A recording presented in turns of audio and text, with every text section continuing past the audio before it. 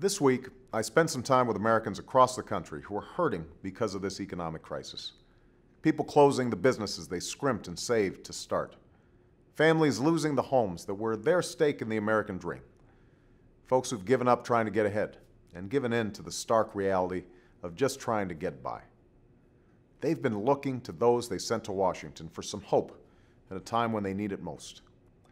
This morning, I'm pleased to say that after a lively debate full of healthy differences of opinion, we've delivered real and tangible progress for the American people. Congress has passed my economic recovery plan, an ambitious plan at a time we badly need it. It will save or create more than 3.5 million jobs over the next 2 years, ignite spending by businesses and consumers alike, and lay a new foundation for our lasting economic growth and prosperity.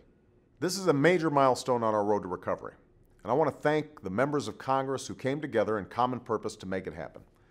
Because they did, I will sign this legislation into law shortly, and we'll begin making the immediate investments necessary to put people back to work doing the work America needs done.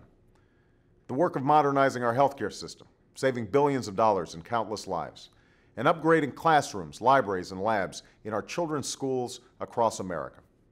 The work of building wind turbines and solar panels, and the smart grid necessary to transport the clean energy they create, and laying broadband internet lines to connect rural homes, schools, and businesses to the information superhighway.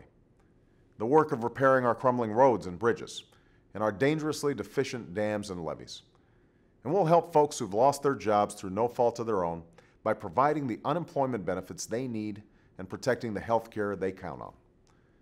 Now, some fear we won't be able to effectively implement a plan of this size and scope, and I understand their skepticism. Washington hasn't set a very good example in recent years. And with so much on the line, it's time to begin doing things differently. That's why our goal must be to spend these precious dollars with unprecedented accountability, responsibility, and transparency. I've tasked my cabinet and staff to set up the kind of management, oversight, and disclosure that will help ensure that, and I will challenge state and local governments to do the same. Once the plan is put into action, a new website, recovery.gov, will allow any American to watch where the money goes and weigh in with comments and questions. And I encourage every American to do so. Ultimately, this is your money, and you deserve to know where it's going and how it's spent. This historic step won't be the end of what we do to turn our economy around, but rather the beginning.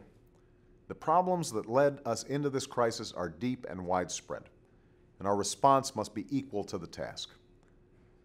For our plan to succeed, we must stabilize, repair, and reform our banking system and get credit flowing again to families and businesses.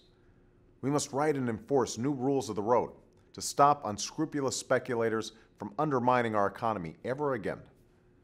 We must stem the spread of foreclosures and do everything we can to help responsible homeowners stay in their homes. And in the weeks ahead, I will submit a proposal for the federal budget that will begin to restore the discipline these challenging times demand. Our debt has doubled over the past 8 years, and we've inherited a $1 trillion deficit, which we must add to in the short term in order to jumpstart our sick economy.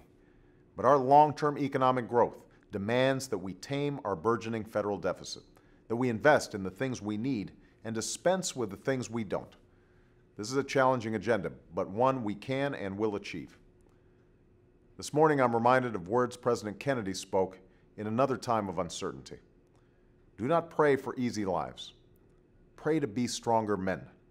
Do not pray for tasks equal to your powers. Pray for powers equal to your tasks. America, we will prove equal to this task. It will take time and it will take effort. But working together, we will turn this crisis into opportunity and emerge from our painful present into a brighter future. After a week spent with the fundamentally decent men and women of this nation, I have never been more certain of that. Thank you.